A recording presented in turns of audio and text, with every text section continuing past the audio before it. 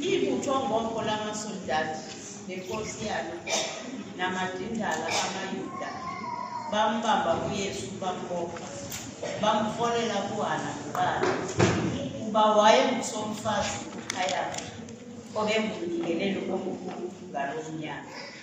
Ke kaloku uKhayafa wayengulowo wabungana namaYuda ukuthi kulilungelo ukuba umuntu emnye atshabalale ngenxa yabantu. uHana wamthumela uYesu ebotshiwe kuKayafa umnikeleli omkhulu apho babehlanganisene khona ababingeleli abakhulu namadoda amakhulu nababhali. Ke kaloku uSimon Petros wayemlandela uYesu naye omnye umfundi. Lo mfundi ke wayesazeka kumnikeleli omkhulu. Wangena noYesu entendelezweni yomnikeleli omkhulu. Ke uPetros wabemi ngasesangweni ngaphandle. Waphuma ke omnye umfundi obesazeka kumnikeleli omkhulu. Wathetha nomgcinisango wamngenisa uPetros. Ke kaloku kuthe bakubona ukuba abakhonzi namadindala ababebase umlilo phakathi kwentendelezo ngokuba bekubala behleli phantsi ndawonye, wahlala uPetros phakathi kwabo ukuba abone isiphetho esonta kuyo. Waza umnikeleli omkhulu wambuza uYesu ngabafundi bakhe nangemfundiso yakhe. Wamphendula uYesu wathi, ndathetha ekuhleni kwilizwe, ndahlala ndifundisa endlini yesikhulu nasetempilini, apho amaYuda abuthelana evela kumacala onke. Andithethanga nto emfihlekweni. Yinina ukuba ubuzele. Buza abo bayivileyo into endayithetha kuzo. Uyabona bayakwazi oku ndakuthethayo.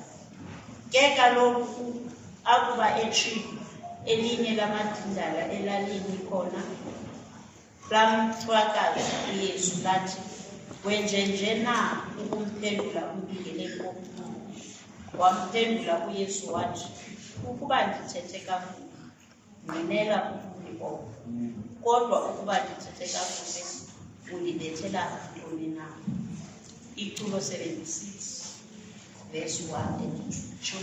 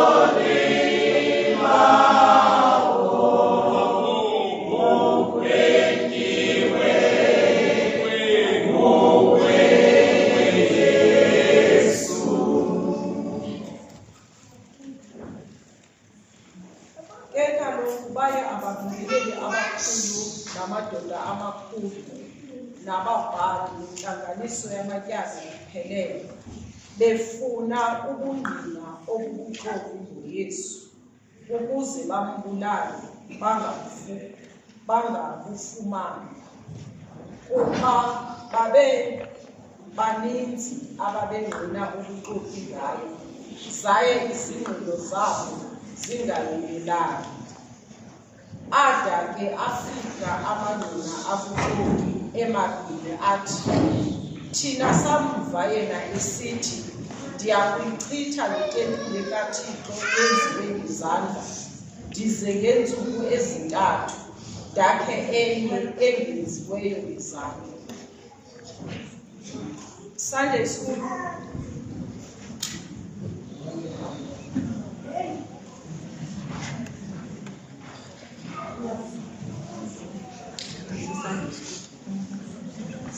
Thina samva esithi ndiyakuyichitha le tempile kaThixo yenziwe ngezandla, ndize ngeentsuku ezintathu ndakhe enye engenziweyo ngezandla.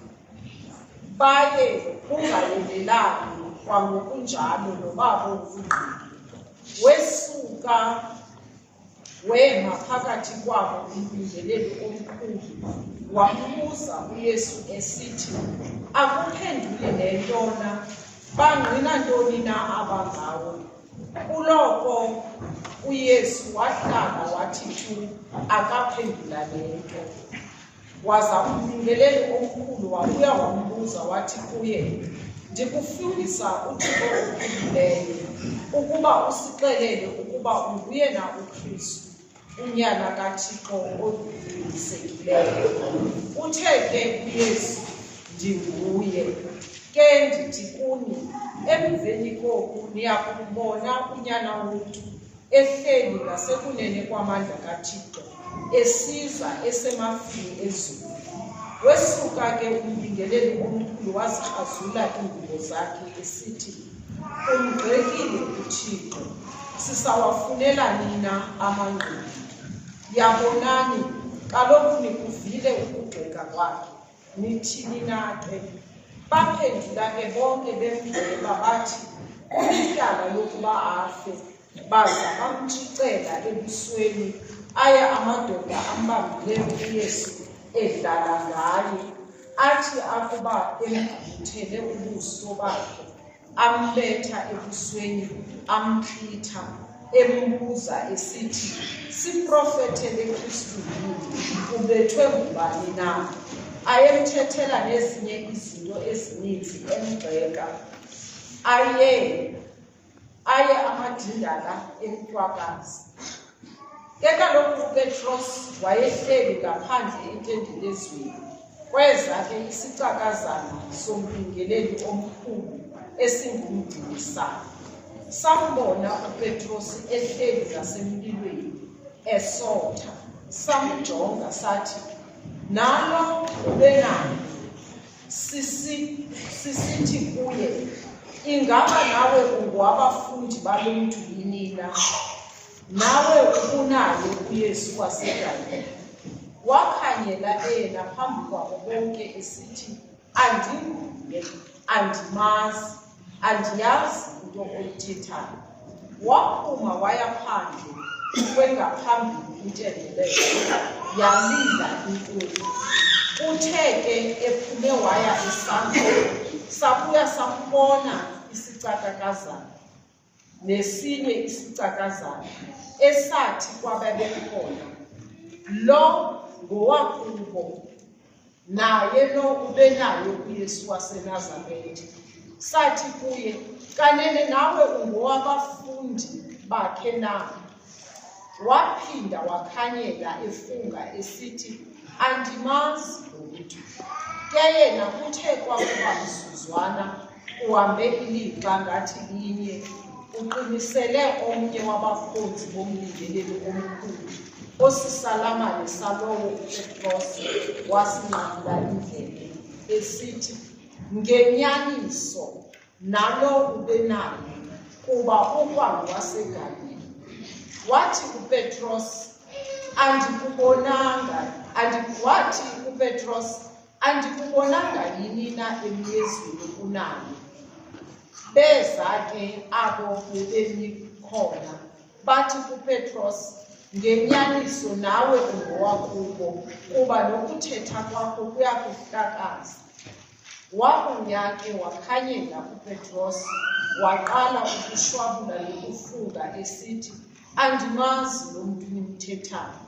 Kwangoko esathetha, yalila inkulu okwesibini. Yajika ke inkosi, yongela uPetros. Walikhumbula ke uPetros ilizwi lenkosi, njengoko ibithe kuye, ingekalili inkukhu kabini, uya kundikhanyela kathathu. Waza ephume phandle, walila ngento ebuhlungu. Iculo 56 ivesi yona yesibili 36.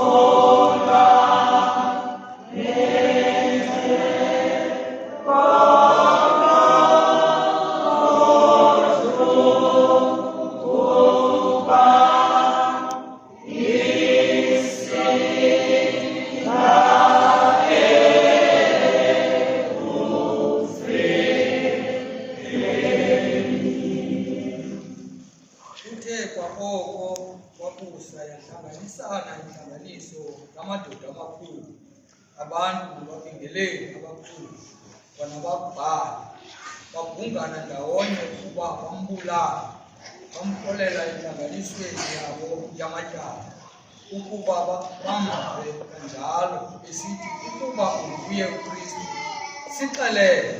Kuthe ke kubo ukuba ndithe ndalixelela anisayi kukholwa, nokuba ndithe ndalibuza anisayi kuphendula, nindikhulule. Emveni koko unyana womntu uyakuhlala ngasekunene kwamandla kaThixo. Bathi ke bonke, unguye na ke wena unyana kaThixo? Uthe ke yena kubo, nina nitsho ukuthi ndinguye. Bathi ke bona, sisabufunelani na ungqina, kuba thina ngokwethu sivile ngomlomo wakhe. Yasuka ke yonke imitha yabo. Bathi ke bembophile uYesu, bamkhola, bamsusa kuKayafa, bamsa kwindlu yokugweba, bamnikela kuPontiyo Pilato ekululeni. Iculo 65:22.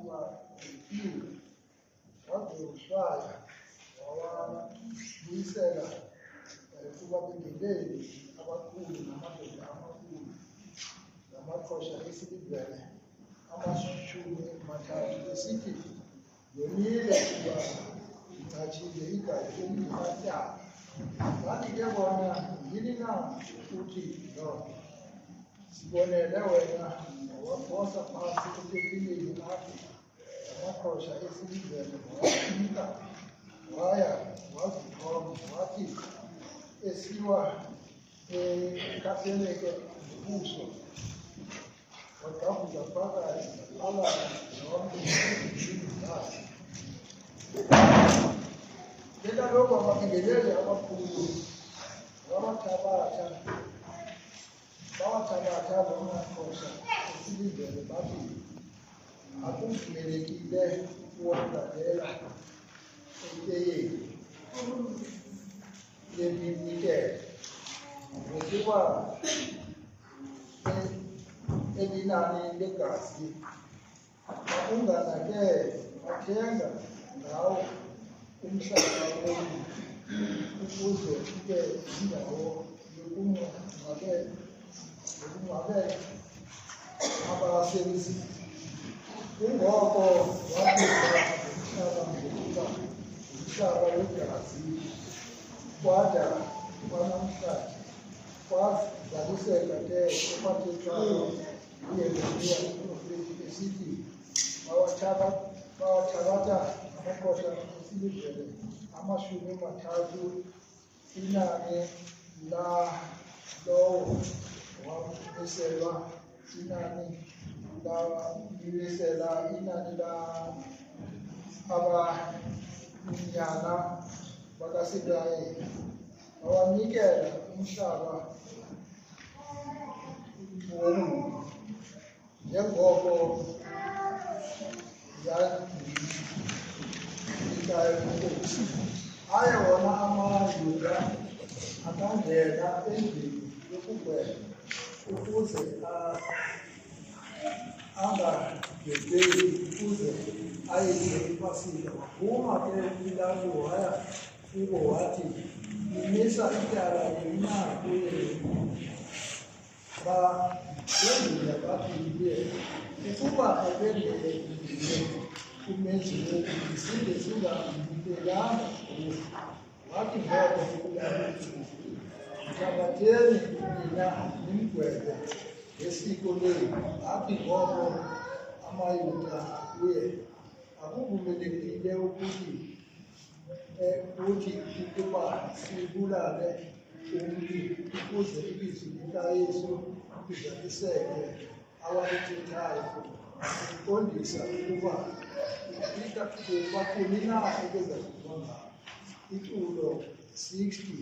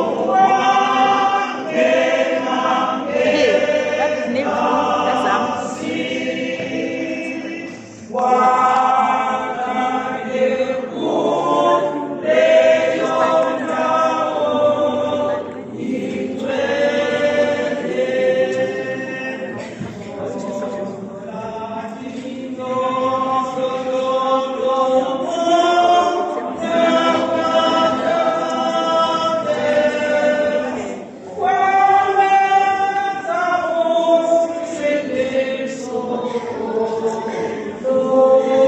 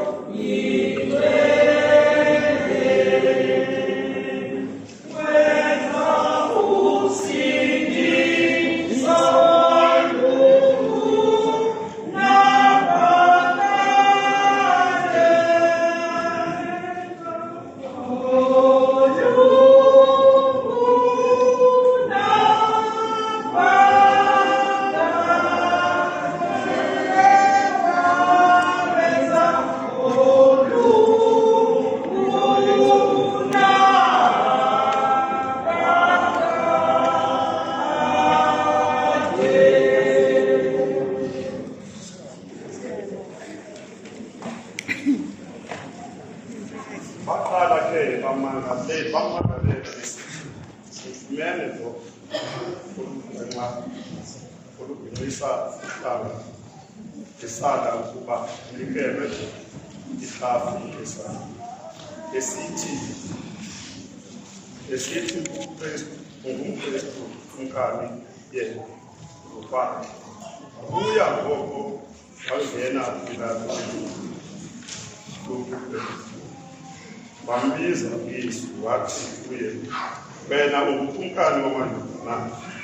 Uphendule uYesu wathi, uyithetha le nto ngokwakho, waxelelwa ngabanye nini na? Waphendula uPilato wathi, ndingumYuda na?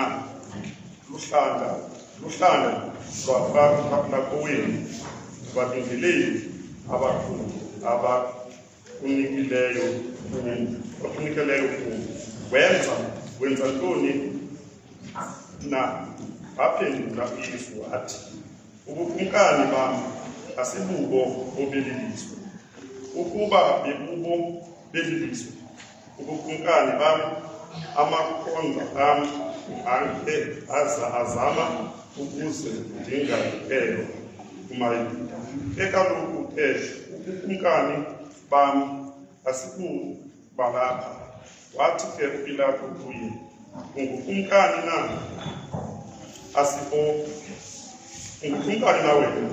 Waphendula uYesu wathi, utsho wena ukuba ndingumkumkani. Ndizele oko elizweni ukuze ndiyingqinele inyaniso. Bonke abenyaniso bayaliva ilizwi lam. Athi uPilato kuye, yintoni na inyaniso? Uthe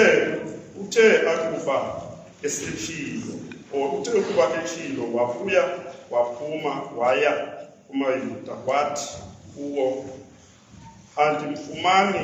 andifumani nalinye icala kuye. Iculo 76:3.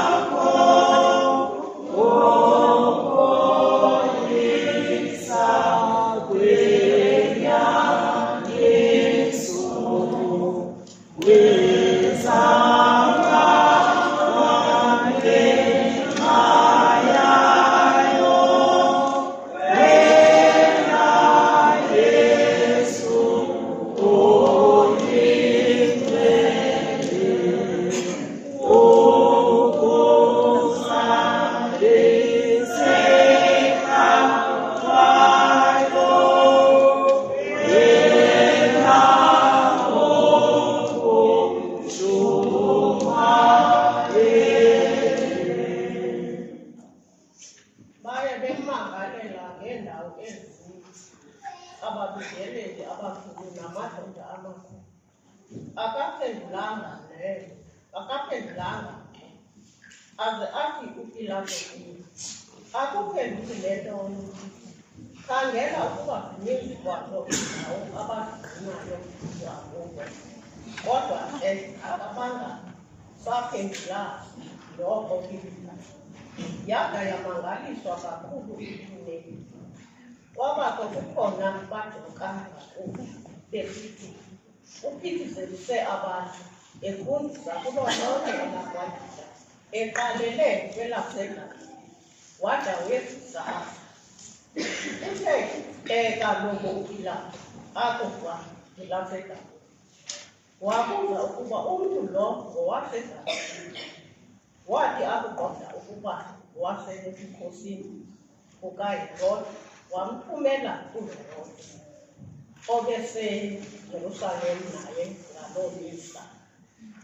Ke kaloku uHerode akumbona uYesu, wavuya kunene kuba ubekukade ethanda ukumbona ngenxa yokuba ebenze into eninzi.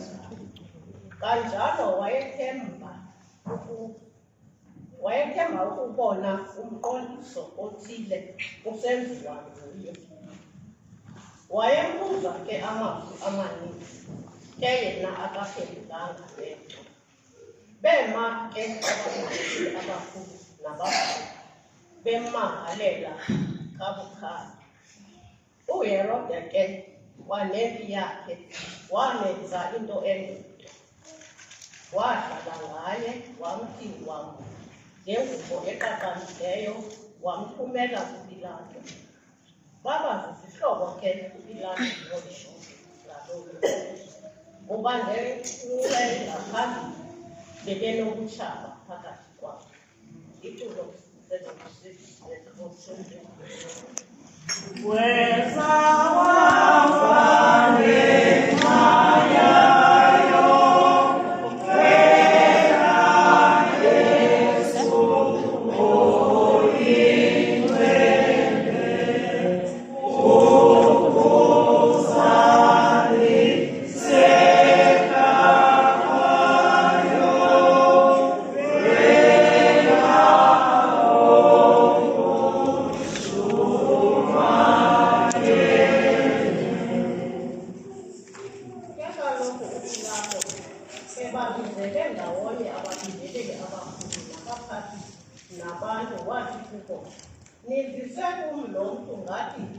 ngokhambukisa abantu. Niyabona ndimuzile ebusweni benu, andavumana njani kulo mntu bezobonimangalele. Kwalo Herode kuba ndanithumela kuye nango kungekho kufanele ukuba yenziwe nguye. Ndothi ke ngoko ndakumbetha. Ke kaloku imithendeleko ngemithendeleko ibiqhele ukuba khululela abantu umbalwa abenziwe abasukuba bekucela. Baye ke ngelo xesha benombalwa obesazeka ekuthiwa nguBarabha, ebotshwe ndawonye nabanye abenzi bezizwe ababenze nobulalo eziphithi. Saangqanga zakhe isibhele saqala ukucela ukuba enze ngoko abehlala esenza ngako. Bakubona ukuba ngoko bahlanganisele wathi kubo uPilato, nithanda ukuba yinikhululele ukuphi na, uBarabha, uYesu ekuthiwa nguKristu uSimini? Kuba esazi ukuba ababingeleli abakhulu bamnikela ngomoya.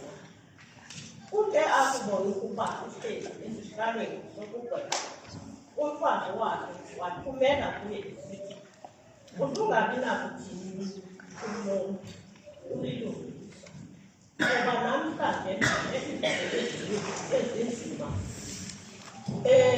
ekhupheni ngenxa yakhe. Kodwa abalingeleli abakhulu namadoda amakhulu badlulisela isiswele ekuthini zicele uBarabha zimtshabalalise uYesu. Yaphendula ikhulumeli yathi kubo, uphi na kwaba bobabini enithanda ukuba ndinikhululele? Bamangaza bonke besithi, msuse lo, usikhululele uBarabha. Waphinda ngoko uPilato wabapha efuna ukumkhulula uYesu. Wathi kubo, ndimenzeni na ke uYesu ukuthiwa uKristu? Babuya ke bangqangqa bathi, mbethele emnqamlezweni. Uthe ke uPilato okwesithathu kubo, kuba enze kuphi naso, andifumananga tyala lakufa kuye. Ndothi ngoko ndakumbetha ndimkhulule. Kwakhona ke bamgcina bona ngezandla ezithupha, bebiza ukuba abethelwe emnqamlezweni. Aza amazwi abo awabo amazwi akho nawababingelezi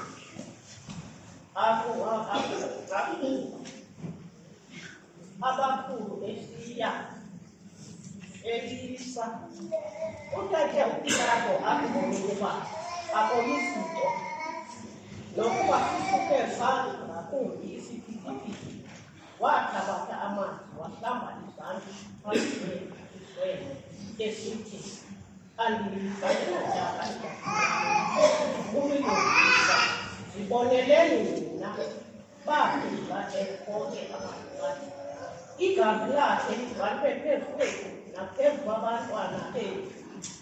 Ke kaloku uPilato ngokungasithomalalisa isikwele wabakhulela uBarabha, kodwa uthe emtshakashile uYesu wamnikela ukuba abe phelwe engqondweni.